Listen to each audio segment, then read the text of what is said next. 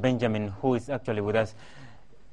You have heard this news, the Sudanese parliament declaring South Sudan as an enemy state. What is the stand of South Sudan towards this? Well, this is a very unfortunate decision. To us, it is not a surprise. We all know what the Republic of Sudan has been doing. For the last months, they have been bombing the Republic of South Sudan. They have been attacking us on the ground. And they had declared an open war. You declare a war on an enemy. What has remained really is the formalization of the declaration like they have done now in Parliament. But Parliament, this is a decision done by very few hawks, very few extremists within the National Congress Party that dominate that Parliament. So for us, the government, the leadership, the government, and the people of the Republic of South Sudan, we consider the Sudanese as a whole as one people with us. We will never consider them our enemies. There are a lot of connections. There are social connections, cultural connections.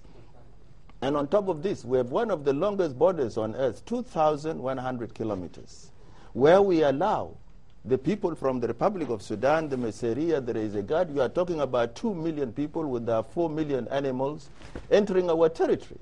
And they drink our water free. They graze their animals free for 6 months. Can this be done by an enemy? No visas asked, no identification asked. For us, I think the National Assembly in Khartoum, since 1956, during independence, I think majority, this small group, have never learned anything about a democratic system of government. We know this is a decision of the few. We will continue to consider the people of the Sudan as our brothers and sisters. We will cooperate in many areas. Yes, the crisis we are in, we will resolve it peacefully. We are now at the African Union High Implementation Panel, asking that we can still resolve all these issues amicably and peacefully. So in fact, the most surprising thing is that we have become number one enemy of the Republic of Sudan, according to them, and Israel has become number two. So now they say they have two enemies. Number one is the Republic of South Sudan, and number two is Israel.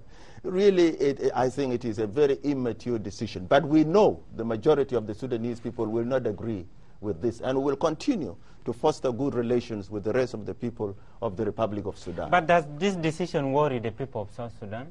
Well, it doesn't worry us at all, because they have declared war on us.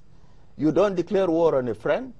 You declare war on an enemy. As they considered us their enemy, all they did is formalize it and announce it in their parliament. But that parliament, we are sure there is a large number of them which will not agree with that decision. But the small group within the National Congress Party, who are extremists, have come up with this. But all indications, up to now, they are Sudanese, we are South Sudanese. There is still a connection. I think it is fantasy, and we will still stand our position.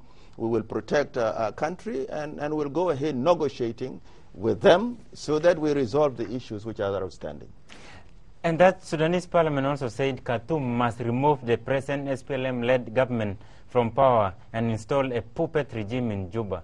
What does this mean? To us, it is not. That's what they have been doing since 2005. They have been sponsoring militia to destabilize the South. They have tried to invade the South militarily. They are now, while we speak, bombarding all the areas in unity states and various areas of Warab state, the areas of Upper Nile state. So for them, they have been working to change a government in the Republic of South Sudan. What they had done today is actually to expose the real feeling that they needed to change the government. This is an elected democratic government by the people of the Republic of South Sudan. What I would like to share with this parliament that says that they will make a regime change here, we have got a democratic system of government. This government was elected by the people of the Republic of South Sudan. There is nobody on earth that can change this government. It is the people of the Republic of South Sudan, through democratic elections, that can elect their leaders. We have a constitution that actually empowers our citizens to elect their leaders and have the freedom to reject them. It is not for the Islamic fundamentalists in Khartoum. It's not for the National Congress Party to come and decide and choose a government of their choice. In fact, they are behaving like the Saddam Hussein Iraq, who actually invaded Kuwait and wanted to annex Kuwait. If they think South Sudan is Kuwait, I don't think it is Kuwait. This is the Republic of South Sudan, where its citizens have fought for years.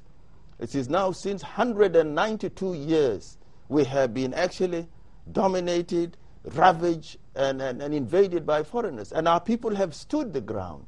I'm sure if there is going to be a change of government here, it is not by the regime in Khartoum. Some voices in Juba, in the streets of Juba, said Khartoum is speaking hard, and the government in Juba is brushing those hard words from Khartoum aside. What do you say? You see, they sometimes that there were people who were running in a relay, and one of those people was actually mad. So you run 100 meters, you pass it to somebody. Now along the line, it was passed to this person, and he took the relay and ran to the mountains instead of finishing up the relay. Our position is clear. We have political differences with the Republic of Sudan, and we believe these outstanding issues, comprehensive peace agreement, they have pegged their signatories on that, and that we had to implement them. We know where the right is, and we will insist through the African Union High Implementation Panel to discuss these issues and resolve them peacefully. If for them, they have declared our war, they have declared us an enemy state, of course there is also an element of some few people who are racist in this process. That's why they have been killing millions of our people. We have reconciled, we have forgiven. In Anyanya 1, they killed nearly 1 million. Now, during the struggle of the SPLA, we lost nearly 2 million of our people. And in the state, we have been giving gestures. I think this is a civilized way of doing things. And the Republic of South Sudan believes in constitutional changes.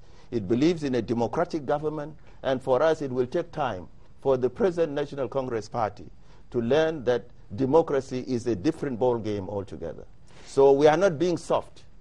We are being fair to the people of Sudan as much as to our own people, because we believe we have a border, we need to cooperate, we need to do our trade, we need to resolve differences through a peaceful dialogue. This is what we are for. But if somebody tries to attack us, invade our country, take our resources by force, bomb our children and women, like what they have been doing, all they have been doing is killing civilians, now, what would you say? Definitely we must defend our territory. We must defend the territorial integrity of our country. We must defend the lives of our citizens. And that's what we will be doing. Of course, as you know, even yesterday, they bombed the UNMISS camp in Mayom. UNMISS here is supposed to defend civilians. I hope they have received a part of this hostility and aggressive propaganda, which is a war-mongering attitude which is coming from Khartoum. But we know the people of the Republic of Sudan are still people who will have long relationships. Like they say in the Bible, you don't choose your friends, but you don't choose your neighbor, but you can choose your friends. Let's talk about the 14 prisoners who were captured by the SPLA. What will be their fate? And when you hear the governor of Southern Kordofan, Mohamed Haroun, when he was instructing the Sudan Armed Forces, he said, go, kill, sweep, don't bring one. Don't even bring one. What will happen to these 14 prisoners captured by the SPLA? Well, you know, during the long years of struggle by the SPLA, SPLM, the SPLA leadership, late Chairman Dr. John Garang, our present President Salva Kiir Mayardit, they used to tell our troops that the concept of war is to disarm your enemy. Once you have disarmed your enemy, you don't have to kill him anymore. It is because we believe in international humanitarian law. And humanitarian law is that during war, if a prisoner, if a soldier has surrendered or is captured, then you should look after him well. This is a civilized way of doing things. And I think the people of the Republic of South Sudan should be happy today to show this type that we carried forward since our liberation days, and now we are a government, a member of the United Nations, a member of the African Union. We believe that there is an international humanitarian law in how you treat prisoners of war. And that's what our president has done today. Our president has actually, in his conversation with the Minister of Foreign Affairs of Egypt, and when the Minister of Foreign Affairs of Egypt actually asked if these prisoners can be released to their parents, our president told him point blank that we have been doing that since liberation days. You remember, the SPLA released 3,000 prisoners during the struggle. Not now when we are a civilized government. Definitely we know these people were actually pushed. They were obeying orders of their leaders, a leadership that is extremist, a leadership that is killing. And that's why our president said they will definitely release these prisoners in cooperation. Our Minister of Foreign Affairs with the Red Cross, together with the Minister of Foreign Affairs of Egypt, will enhance this process, and these prisoners will be released. We are trying to send a message to Khartoum. You know, there is a civilized way of doing things. And if you ask Khartoum whether they have released one single prisoner of war to the Republic of South Sudan or to the SPLM, SPLA during the war, it is none. They always kill our prisoners. But we want to teach them another lesson. We teach them democracy, that you can change regimes through democratic processes. You cannot go and change the regime of another country, two sovereign states. Saddam Hussein tried it on Kuwait, but where is he today? South Sudan is not Kuwait. If there are students of Saddam Hussein within the National Congress Party, there is still a good number of people among them. They should advise them that these decisions being done by Khartoum are wrong decisions. They don't augur well for people who will be neighbors until thy kingdom come. Finally, there were bombardment in the oil installation in Pantho today, and many of the installations seems to have been destroyed by this Sudan Air Force. Why do you think all this is happening, destroying the oil proper things? Well, it shows the aggressive attitude. Here is a country that has declared war, a country that does not know its own interests. We know these oil fields. They are needed by us. They are needed by them. We were going to share this oil together. They are now in economic problems. They would need this oil, even if it is from South Sudan, if we enhance good cooperation. But here they are, people driven by hate. They simply hate the people of the Republic of South Sudan because they are South Sudanese. And it is not by all Sudanese. We know there is a large number of Sudanese who are happy to continue relationship with the people of the Republic of South Sudan.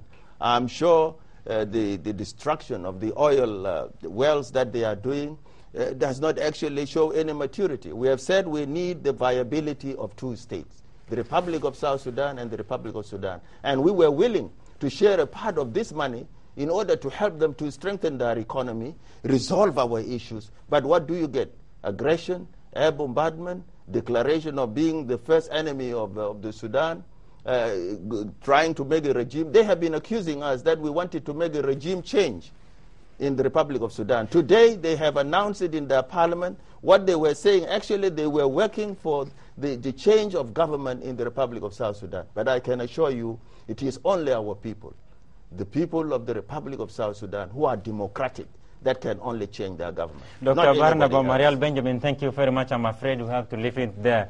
And to continue, we are bulletin senior officials from the Ministry of